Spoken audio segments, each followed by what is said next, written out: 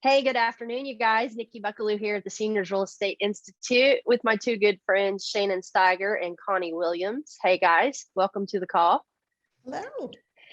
Hey, so we are, I'm so excited. We are doing yet another CSHP showcase. And this is a little different because the last few that we've done have been on senior seminars. And we had so many people ask us about working with senior living communities, and they asked if we would do a showcase on that.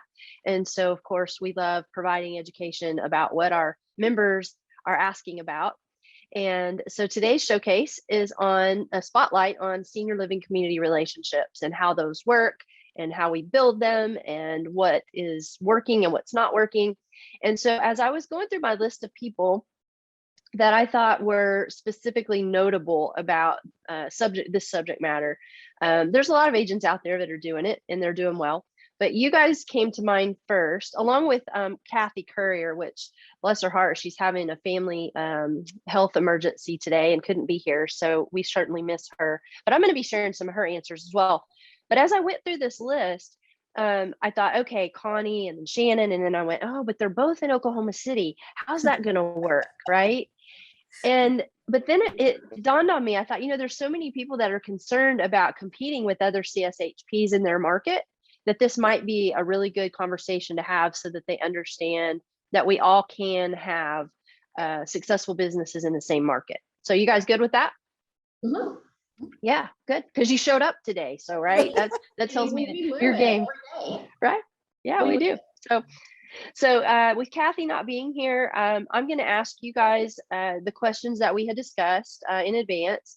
And then if it makes sense, I may add Kathy's conversation to the discussion just to kind of make sure that we have her perspective as well. It'll be interesting how I can do that. So we'll see how it works. So first off, let's have you guys introduce yourselves. Shannon, you go first. Tell us a little bit about how long you've been in real estate, how long you've been specializing in working with seniors. Okay. My name is Shannon Stiger. I am a certified senior housing professional. I have been in real estate for 7 years. It just still kind of boggles my mind that it's been 7 years. It's gone fast. I have been a CSHP for 6 years. So, and then all of that time has been here in Oklahoma City. Awesome. So you started specializing just really short, right after you actually got your real estate license. Yeah. Correct. Yeah. I actually met you. I was an independent agent with Keller Williams. And I met you in the copy room, and you told me about the Senior Real Estate Institute and the CSHP. And I was learning everything because I was new. So it's like, okay. And I would take another class. And my clients were naturally seniors. So it sounded pretty logical to me. So I started the CSHP and started through the process of educating myself that way.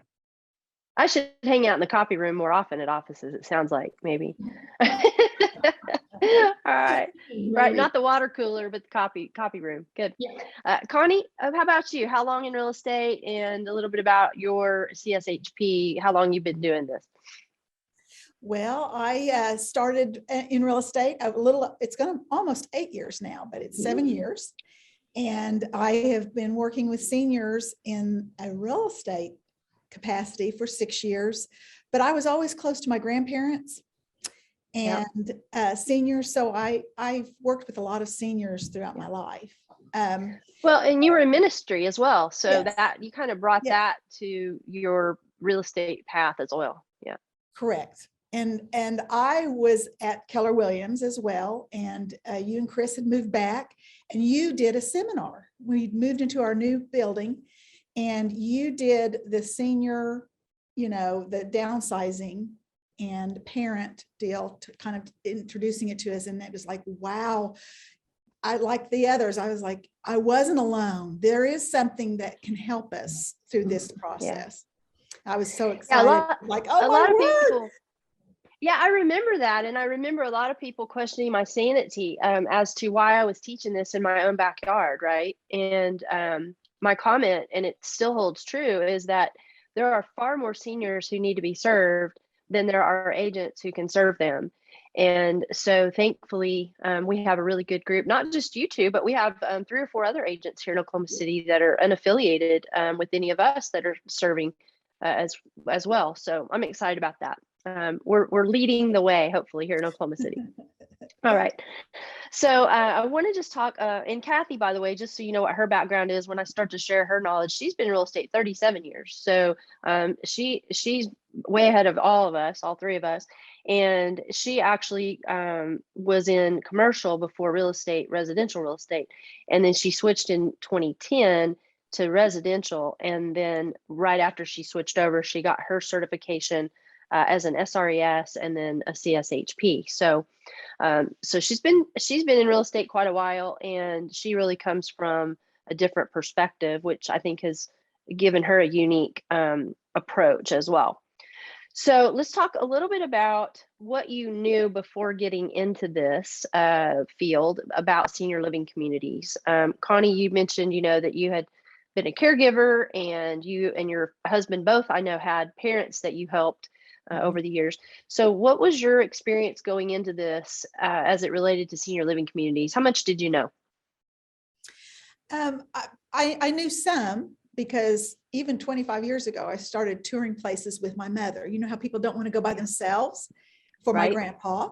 And so I started then, and went right down May Avenue then. Right. It was Brighton's, there were several right there. Yep. And so we went and we visited there. And then, like you said, I looked for my dad, and then I did for my mother and my mother-in-law, and just go into the communities. And so I felt comfortable doing that. I was a drama teacher first. So that lets you know, it doesn't bother me to go in and introduce myself, to people. Yeah, you've never met a stranger, so I've never met it's a easy stranger, for you, right? Yeah. And but it's been different, hasn't it? Looking at it for personal reasons than for professional reasons. A little bit different process for you? Yes, very much so. I just really had a passion when I heard about it and I took the class. It was like, I want to offer them education and equipping and empowering people to make better decisions and choices and being proactive. All of my experiences had not been proactive. They had to be done right then. And so if you can get to know the communities and express that to your clients and take them and go with them, it just opens up a whole new door of your passion that's inside of you, that you're helping people. I'm going to come back to that in a minute after I have Shannon answer that question, because I want to circle back and talk about that thought process versus the placement provider process. And I know that wasn't a question I asked you guys in the beginning, but I want to talk about that and how that differs. So hold that thought as we go through this next question. So Shannon, how much did you know about senior living communities before you jumped into the specialization? Nothing. I had toured one, and I'm going to use the word facility because it was a facility. My grandfather was in the hospital, had aged in place at home, and went into the hospital, and we were told at the hospital that his time in ICU had run out, that we had 24 hours to move him out and to find long-term care for him. So in 24 hours, we were looking for any place that had a bed. We didn't know that's what we were looking for, but that's what we were looking for. So I had toured 2 long-term care facilities. They were facilities. They were not communities. And toured those, went in, and we were moving him within 24 hours. So that's my only experience. Professionally, none. And so to learn this, when I started this, kind of like with what Connie said, my personal background was that all through my experience with my grandparents, I asked every medical professional I saw, there's got to be a book. Tell me, where's the book? How do we know what to do next, rather than you telling us we have 24 hours or 5 hours or whatever to do what's coming next? There's got to be a book. Well, when I met Nikki and started going through this, it was like, oh my gosh, here's the book. This is what it tells you we should have been doing all along. And so that really was very exciting to me to be able to help somebody else not have to go through. It was just traumatic for our entire family to be able to do that. And if we could have planned and my grandparents would have known to do this, it would have made those transitions so much easier. Yeah. So based on what you guys just said, then I'm going to assume you did not go into this endeavor going, woohoo, I'm going to make a bunch of money going out and learning about these senior communities. And they're going to refer me a ton of business. And I can't wait to get in there and build my business with senior communities. It doesn't sound like that was your intent. No. Yeah. And, you know, Kathy said the same thing. Her parents were alive. She started touring communities as well. And then from a professional standpoint, she started going to networking groups that met at various living options, whether it be 55 and older apartments or senior living communities. She would go to these networking groups. So as you started looking at communities and you started to familiarize yourself from a professional standpoint, what was your process? How did you decide where you were going to look? Which communities did you choose? And you don't have to go through like the step by step, but kind of generally, what was your process? Connie, you want to take this one? Sure. I basically, because I was taking the course, that's what initiated it. Prompted it, yeah. Yes, it prompted it. And I just first went to places that I knew. And then I went to suggested properties, you know, from people that had loved ones or whatever in them. And I would just call and introduce myself and, you know, just say, I just wanted to, who do I speak with? I just really would love to tour your community. And they would say, well, you need to talk to so-and-so. And so then I would get connected to that person or not, or they would say, I can schedule it for you. And I just want to learn about your property, you know, your community. Right. And they would say, oh, okay, you know. So I scheduled it. I pre-scheduled it. I didn't just walk in off the street. Yeah. So Connie, did you follow the outline from the class pretty well to the T? Yes. Or yeah. Yes, and did you feel like, yes, I did. How much of that did you have to adapt, do you think, to be able to be effective at getting the tours done for your certification? Because, you know, we got people listening to this call who are in that process, right. and they're like, how do I do this? Yeah. Well, I can tell you this from the very get-go, not taking your card, not doing a sales pitch for yourself is so important, because they tell that you're different immediately when you say, can I have some information from you? You know, I'd love to contact with you and maybe we can sit down and chat again, you know, and they would say, yeah, you know, and I wouldn't offer them a card or anything like that. So the process was very good for me and it worked. It had been tried and true, so to speak. You know, that about how many properties in the area do you think you toured in the beginning when you first started? Probably 10 to 15. Okay. Yeah, so way more than you needed to for the certification. Yeah. Right. I went into memory care because my father had Alzheimer's. I mean, I was interested in a lot of different avenues. So I went to, you know, independent living, not just independent living. Communities. I went to memory care. I went to just assisted living, standalone. You know, I wanted to get a broad perspective. It sounds like perspective of what I would be able to maybe offer people. Wonderful. Yeah. So Shannon, you kind of concurred, I think, with Connie through your head nod, you know, that the process was pretty streamlined. But how did you decide where to start? Like, you had a process from the class, but how did you go? Okay, a lot of students ask, how do I decide? Like, there's a lot of communities. How do I narrow it down? Okay, so I'm very pragmatic. So when I was doing this, I'm a checklist person. So I really took this as an educational experience. So I really stayed in my neighborhood. So meaning my general vicinity was able to identify because there's that many communities, independent, assisted living, CCRCs, memory care. I actually probably learned the most when I visited the assisted living and the memory care. But I just made a list, and honestly, guys, I pulled out Google and my phone and my GPS, but both Connie and I did this prior to COVID. So life looked a little bit different then. We were able to get in and visit and have good conversations with no issue at all. And it was just making a list and calling. And I can tell you, I made a list. I think we were required, Connie, wasn't it 2 per type of community, I think, for the CSHP.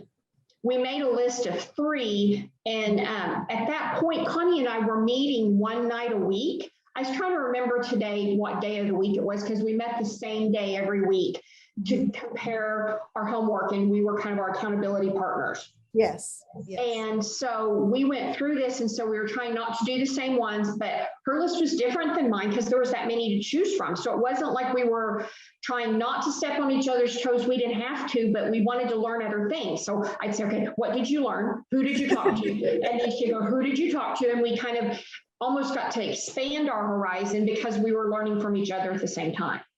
Yes. So you guys didn't look at each other and go, okay, we're competitors, and so I'm going to keep everything to myself, and I'm not going to tell you anything, and I'm not going to tell you who I've talked to. No. And you still don't do that to this day. I mean, you know, even all this time later. So when you came up to a community and you did a tour, how did you know if that community was a fit for you or not? Like, how did you decide, I'm going to keep following up with them, or, you know what, I don't think that one's a fit for me? How did you make that decision, Connie? Well, relationship is very important to me. So it was important to me when I would be on a tour, what I really focused on was if that guide or that marketer knew people by their first name as we walked through. And then also, if unsolicited compliments as we were walking through, they'd say, oh, hi, so-and-so, I love living here. And they would just go on and on, not being pressured by the person I was, you know, like not prearranged or. Right. So that's how I knew. I thought, okay, there's a relationship here. It's not all about the money, the stats, how many rooms do I have to fill a month, or there was a relationship that was formed. And that's important to me, that those people, it's their new home, that they feel welcomed and they feel a part. That's very important to me. So that was what I looked for. I'm curious, and I don't know that you could recall the number exactly, but if you had to guess, like, how many would you say percentage wise were relational like that, and versus transactional and not as, didn't have as meaningful of a conversation? I'm not really good with numbers and stats, but I will tell you, by far, there are more that did not have the relationship. It was a business tour. Yes, interest.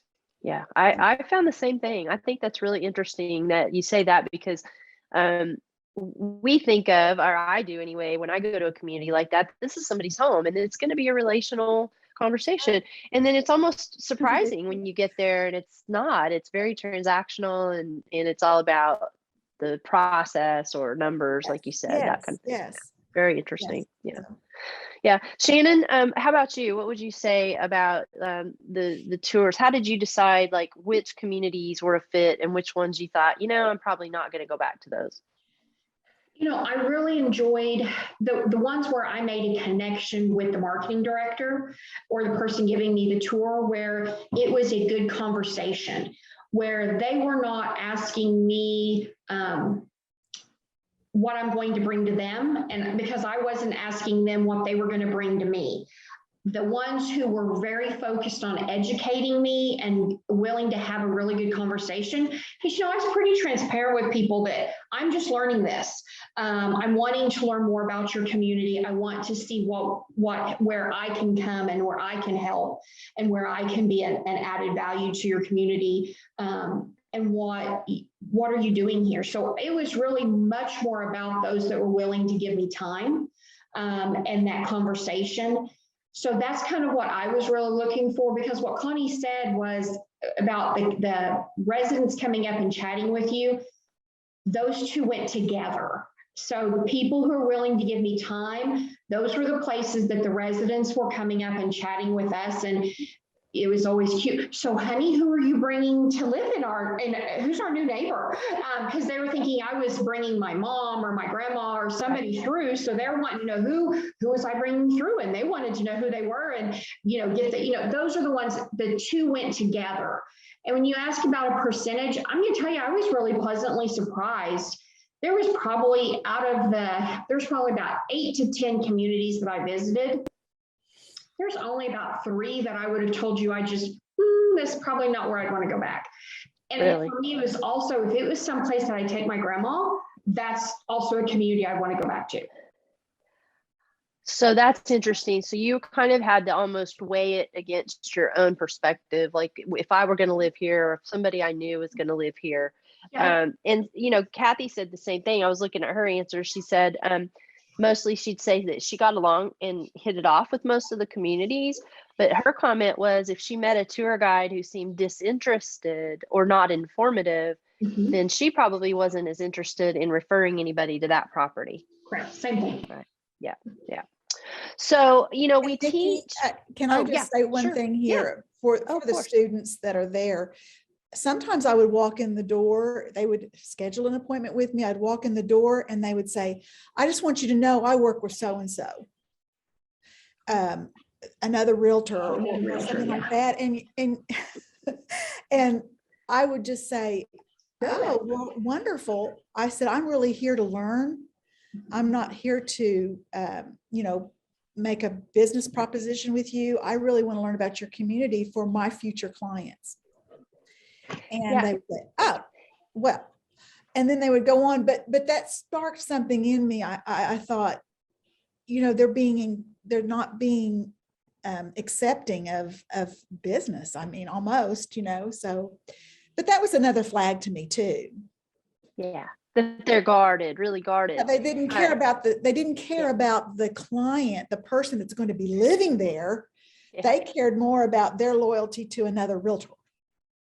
Yeah, I think that's interesting. And now I know you also came across people, because I had been in this market for a little bit of time when you all went through the class. Now I didn't have relationships with every community in town, but I had some.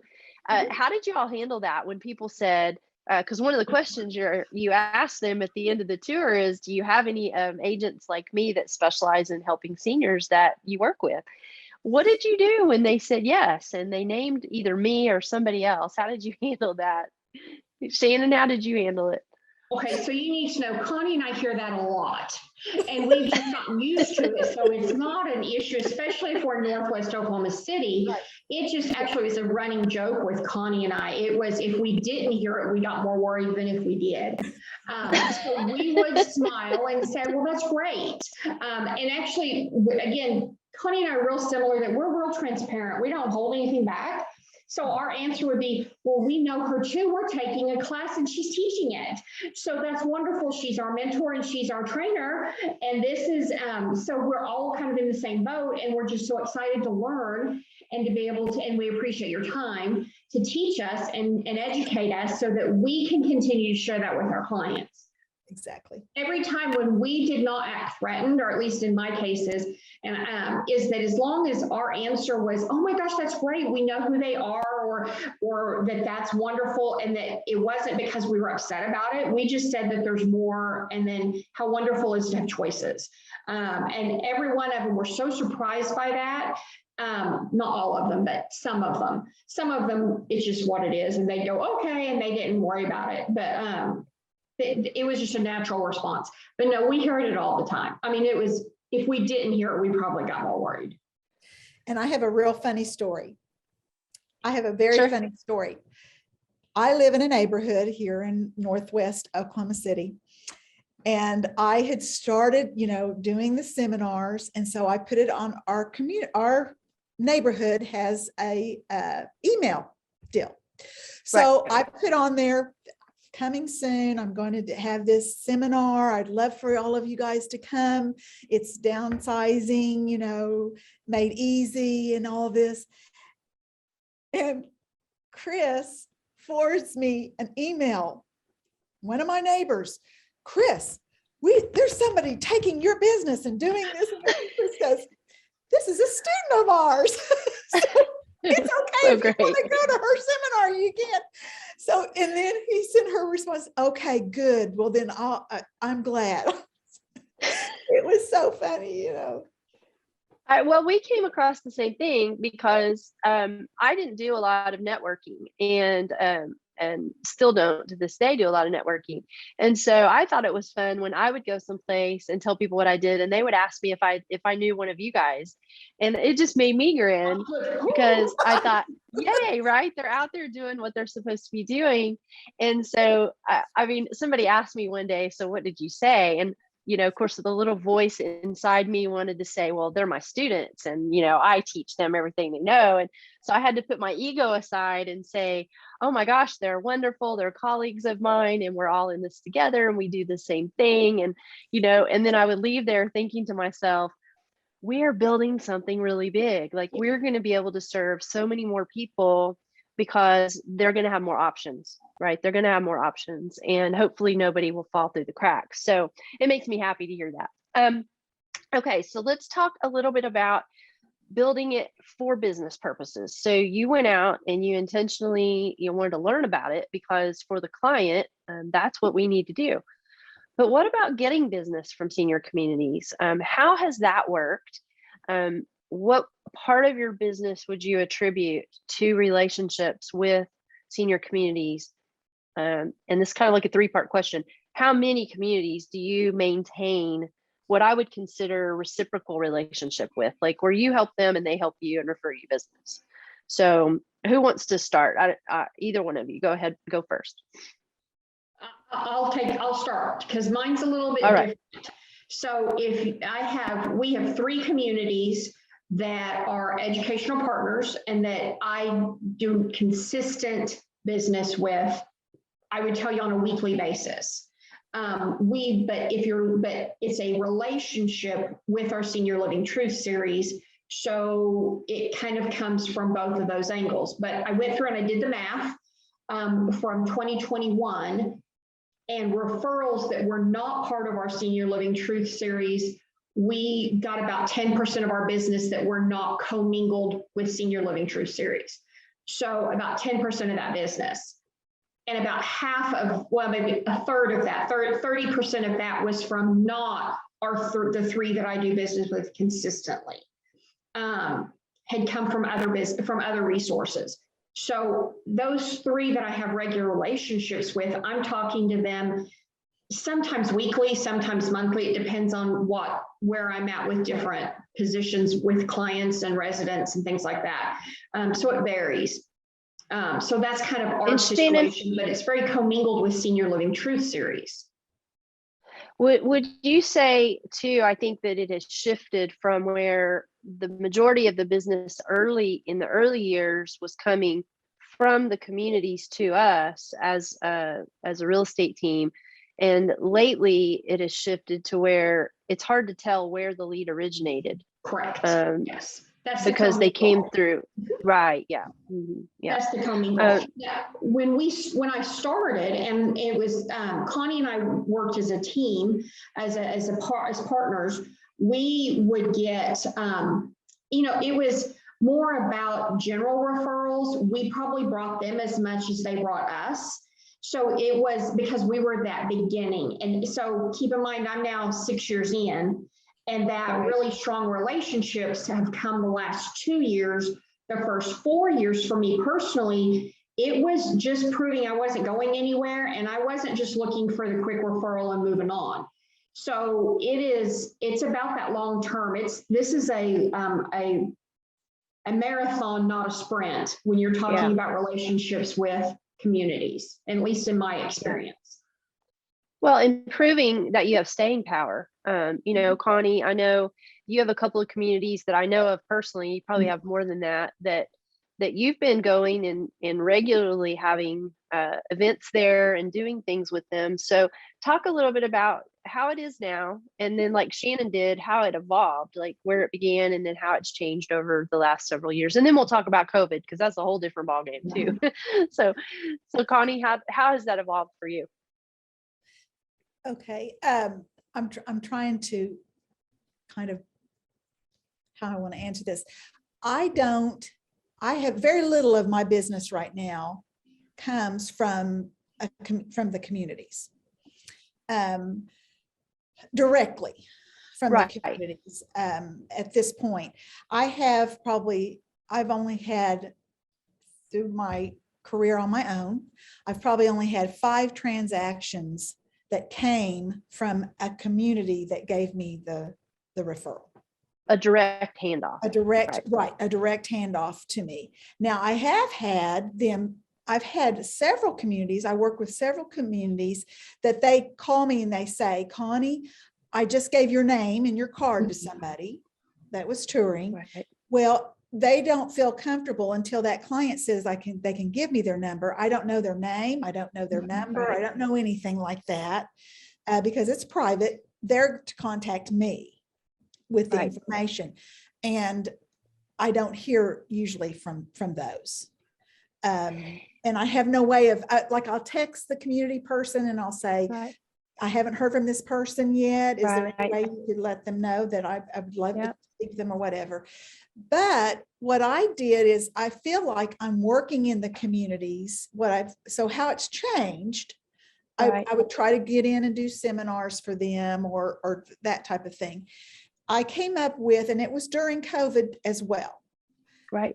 And it was that what I was hearing from a lot of my clients, from friends, from attorneys, I've had my attorney friends give me referrals, okay, going through probate, things like that. So I've had those give me referrals. Well, what I found out is that, well, I need to talk to my accountant if I can afford this or that. I need to talk to my financial advisor. I need to talk to so I thought, So I started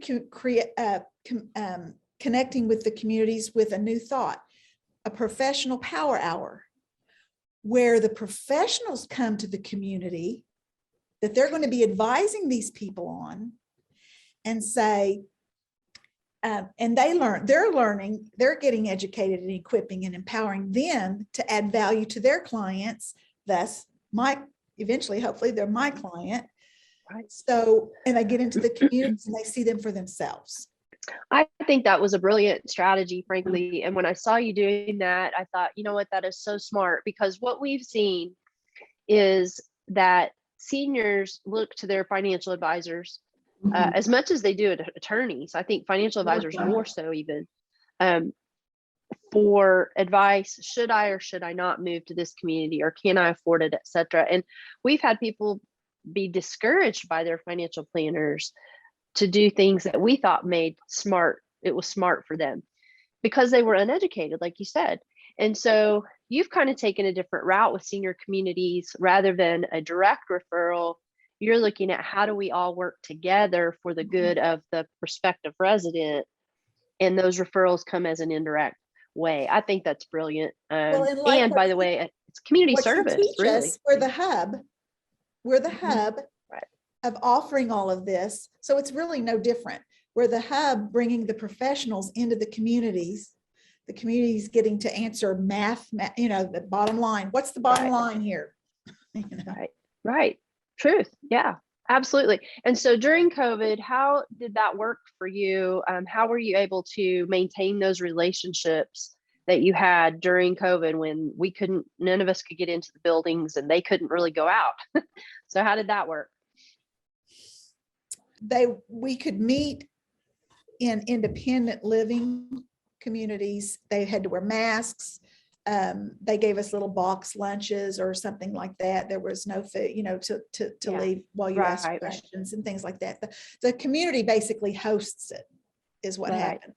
And then I also started just me going in, and I did Tuesday tours of communities. So they could go, and I would put them out there. I would go to the community and I would have them answer questions, and we would do a tour with a videographer, and so they could see into the community without going through the community. Beautiful. Yeah. So smart, right? So smart. So you basically took the community to them. Correct. Right? Yeah. Now, let me be really clear. So you made the comment, you said, a lot of my business doesn't come from this. It comes from other sources. but yet you still spend time in those communities learning about them. Yes. Because it's not just about the business. No. And I go to all networking things. I go to if a community has something, I try to go to it. Yeah. To be around the people there. It's about relationship with me. And I love going to the networking things. I love going to their special programs. I may go to another speaker. You know, I went to Concordia when you spoke. I'm all about learning as well and growing. Yeah. Perfect. Shannon, what about you?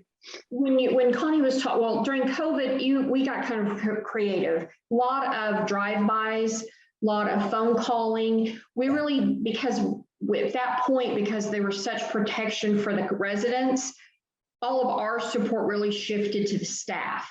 So there was a couple of times we put signs up in front that says we appreciate you, or that we were delivering, we deliver cookies to the nurses at one of the locations, different things like that. So we really became much more of a, you're doing a good job. And we were the cheerleaders from the side when we could. With our clients, we were talking to people, a lot of phone calls, just good traditional, old school, that we were talking to people on phone. Tell us something good that happened with you. The silver lining, what's the silver lining? So we really kind of focused on that during COVID. Today, we're getting back more to what's more traditional, because most of the communities are open. They're allowing us back in, things like that. But so one of the things that Connie said is that we're really, that our goal, or my goal when I deal with a community, is still about education. I am never going to be a community expert and know everything that they know. Just like I never am going to know everything a lender knows or everything a title person knows. My job is to make sure that I am current on what my client needs to know or what questions they need to ask. And that's what I learn every time I go into a community. I learn something new, something that's changed, a rule, a trend, something with families, something. I learn something new every time I go into a community. Yeah. And basically surrounding ourselves with the professionals, like we teach us in SRES, you know, to surround yourself with those professionals because you're continually learning. Yeah. So something interesting that you brought up earlier, I want to circle back to the placement thing. So, you know, there's a place for mom, and then we all have local placement providers, referral folks who are really good at what they do. And especially in a crunch, you know, when there's a move in that needs to happen, like you said, in 24 hours. And they, you know, typically receive their fee from the community when they place somebody. Are you guys charging a fee when you refer somebody to these communities? And if you're not charging it, are you accepting a fee? And if not, why? We do not give a fee, receive a fee. There are some of the communities, especially the ones with leasing, that they will say that there'll be a referral fee of a month's rent or blah, blah, blah, whatever the case may be. We will let up front, because I will have marketing people meet me. Now we're going to have this fee and there's this referral fee. And I'll say, oh my gosh, thank you so much. But that's not something that we've decided not to accept, but it's perfectly okay for you to give that to our client and to shift that to them or whatever you'd like to do, but that's not our goal. So we don't take those referral fees. There's another part of the placement services, you know, with that, traditionally, the only time the placements that we utilize placement services is for those emergency situations, because they're looking at what bed is available right then, that someone needs to move tomorrow. It's not about our clients who are planning, and those that are planning, they're not wanting to go in for a hard sales pitch, and they're not needing to take the first bed available. They're going in for education. So that's where I come in and we come in, that we're helping them know what questions to ask and how to build that relationship and to shop around. Rather than the placement service that's telling them this community has one bed available, this one has 2 beds available, they can get you in tomorrow, that type of thing that's more immediate. I'm looking more long-term. Gotcha. Yeah. Connie, how about you? Do you have a similar policy or anything you want to add to that? I do. I have taken a fee because it was delivered to me. So, I mean, a check came, Yeah. and that's the only time that I really did, because I had said, I don't. Yeah. And I follow the same procedure. If Same it's an strategy. emergency Yeah. thing. And I have taken advantage of the others also if I'm not familiar with that area of town or because a lot of them, they want to stay in their area. Sure. We just had a little lady in, the Midwest city, Dale City area. Well, I went and visited some over there, but I don't really know them. I don't know what the ins and outs are. So I had, someone come in and talk with them about that. So it's very much like real estate. If you know the inventory and you know the schools and you know the area and you know enough about it, you can share that information with the client. If you don't, you refer it to an agent or you partner with an agent who can. And so and what you're telling me is you're doing the same thing with your placement folks. If it's outside your scope, then they're the expert. Yeah, perfect. I love it. I was talking with Kathy prior to the call, and based on one of her answers, she had talked about how one of the biggest challenges she comes up against is the what I've heard referred to many times, the revolving door of senior living community marketing people. Do you guys run into that same issue? And if so, how do you deal with that? And or is there a good way to deal with it, or is there a better way to deal with it? I think we all have dealt with it. So, Shannon. I don't know if there's a good way to deal with it other than a smile and a lot of patience.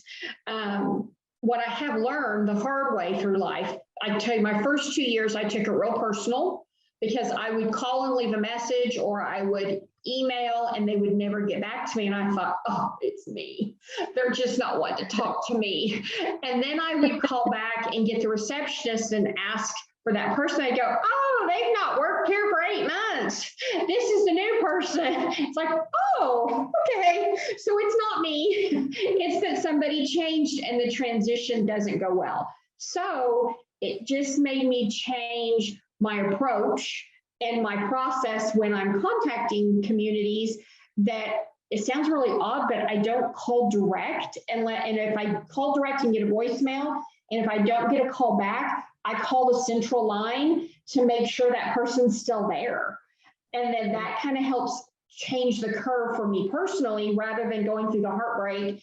Then you kind of know what happens a little faster, because it's not like they make public announcements and things like that. Now, following Facebook does help a little, because sometimes they will announce there, right, but not always. So you're telling me that they don't do a very good handoff to the next person then, to say these are people that are calling on us or that we're calling on? No. Okay. I will also get sometimes the odd phone call from a community, and they'll say, this is Jane, and I'm used to working with Joe. And they'll say, we have your cards, but I'm on my last one. Could you bring me some more? It's like, yeah, I'd love to bring you some more. Now, and then I kind of have a good conversation and begin to learn what happened. And then you get to hear the skinny of what happened to the last person, and you bring more cards. So you kind of follow up that way. Gotcha. Connie, any advice to students about the revolving door issue? Well, I would say that's one of the questions that you ask, what's the longevity of the staff? And I think that that's a great question to ask, because a lot of turnover, not always, but most times is a red flag. To who I'm representing, my client, right? Personality. So I would think I would really, watch that as far as that type of thing. That's the only thing I have to add. But yes, I do the same thing. I mean, they don't call me back, so I realize, or I call somebody's cell phone and they'll say, I don't work there anymore. That type of thing happens. Quite a bit, but a lot. I think longevity in a community speaks volumes. Like, Jill, I mean, people that have been there 20 plus years. Yeah, for sure. Yeah. It speaks a lot about the community as a whole. Right. It does. Yeah. Okay, so last question for you guys. If you were giving advice to agents who are either currently specializing or thinking about specializing as it relates to getting into relationship with senior communities, what is the number one thing you would tell them? Patience, Shannon? patience, and consistency. I can tell you that when we talk about, and I guess that's where I've learned a little bit of the patience, is they think the same thing about realtors and the revolving door as we think about them and the revolving door, because they'll have different agents coming in at different points, and they'll say, Keller Williams is a good example, because I was with Keller Williams, and if I came in and said I was with Keller Williams and then somebody else comes in 3 months later, and if I've not followed up with them, they'll say they're from Keller Williams. And so they think the same thing about us. So patience and consistency, and really having a plan of what your goal is with the communities. If you want it to be education, relationship, and if you're wanting to build that for business, that you really figure out what that looks like for consistent referrals. So know ahead of time what it is your goal is going into that. Yeah. You know that it can Connie? change. Yeah. Yes, yes. I would say to the students that be very confident, visit as many as you can, and with the idea that you are going to bring them value in bringing them you, because you are different. You are going to be more patient and passionate about dealing with your clients. So really embrace it as I'm going to conquer my fears. I'm going to focus on building relationships and the wealth of value that you bring to the table that adds value to them, to the communities. And make that part of your process, Yeah, perfect. I would say too, oh yeah, go ahead, Shannon. What Connie said reminded me that it's a part of your toolbox, the communities that is part of what, just like she said, it makes you different. But just like you may have the best lenders, the best title people, the best home inspectors, the best termites, this is part of your tools. That's what makes you different, is that you're able to speak about these communities that other people will call them all nursing homes. And you're calling them communities and know the difference. That really does make you different, and that they would know your name versus not anybody else's. So that's a big deal. Wonderful. And I just want to say real quick, it's a good, I know, if I'm talking too much, let me know. No, you're good. That just sparked something in me that that's why you go, even if they say, well, I use so-and-so and not you, you still touch base with them, keep communication with them, because you may have a client that says, I have to go here because this is where I went with this is where I took my parents moved. So this is where I want to go. And so if you show up and you both scowl at each other, I mean, that doesn't help your client. So it's important that you have a good relationship for the smooth, less stressful transition for your client. That how we're different. Amen. I appreciate that. So last question, and then we're going to wrap it up for today. And I have a couple of housekeeping announcements for people who want to learn a little bit more.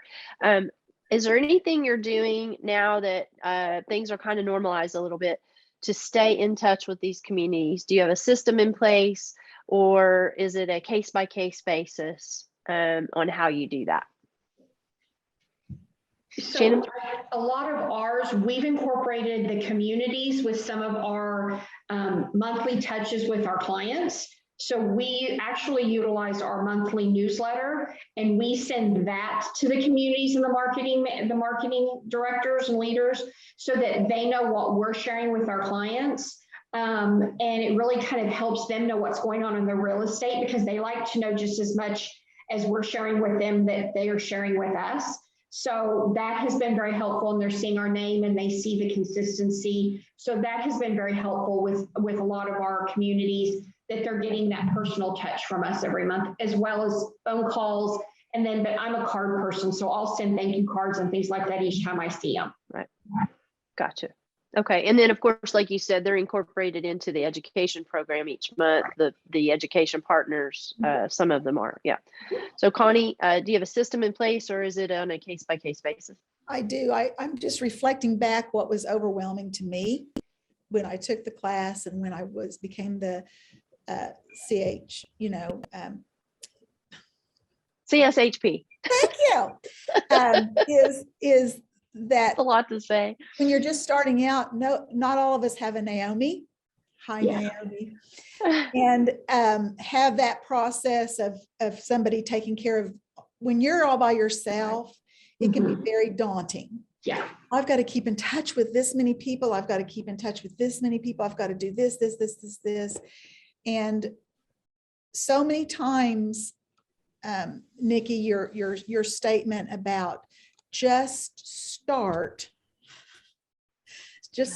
doing it a little bit at a time and be consistent, and you will grow and it will happen. But I remember thinking, oh, I don't have all these letters. I don't have all these things, now I do, because I've taken the classes, I have the seminar specialty, all these things. But I just think, don't let it overwhelm you. Just think a relationship. I'm just building relationships, and I'm going to call them, send them a card when I can, things like and that. Network, like you're networking. Those are touches too. I go to the things. I think it matters to them if I show up and I go to, their community things. They send me an invite. I do my best to try to go to it. To show up. So guys, I think I'm going to share my takeaway, and you can tell me if I'm right here, is that you guys view the senior living communities as a part of your inventory. Like, to know these communities is to know the inventory in your market, and the community representatives are people that you need to know in order to connect your clients effectively. Does that sound fair? I mean, that's really what I'm hearing. Bless you, Shannon. And so I so appreciate that, because I think that one of the reasons that realtors get a bad rap, and the ones that come through our course and then go out and try to build relationships, is because other realtors have gone out and kind of tried just the business approach, right? To get referrals. And that makes it hard on those of us who want to learn about the property for the right reasons. So I appreciate you guys for doing that. So I would like to just do a couple of quick shout outs. Appreciate you guys so much. Thank you guys for everything that you've done to prepare for this and share the knowledge that you have. We have 2 upcoming classes that they're basically what we call our business booster short courses. One starts on March 29th. One starts on April 6th. The March 29th class is on how to tour senior communities effectively. So the process you guys just talked about, this is something we can help them walk through, those people who are either relaunching or launching their business to do that.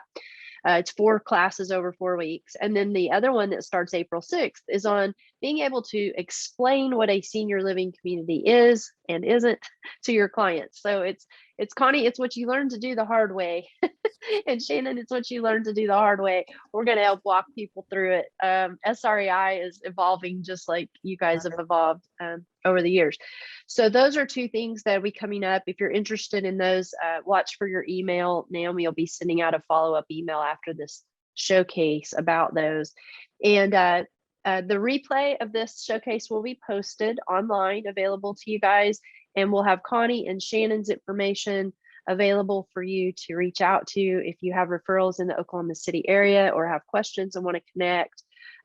They're 2 really amazing people, and they give a lot. So thank you guys for that. It makes me happy to be in business with both of you. Thank you for this opportunity. Thank you. You got it. You got it. So to everyone, don't forget, I'm different, right? I'm different and you're different, and CSHPs are different. And so I'm going to say goodbye to everybody, and we will see you on the next showcase.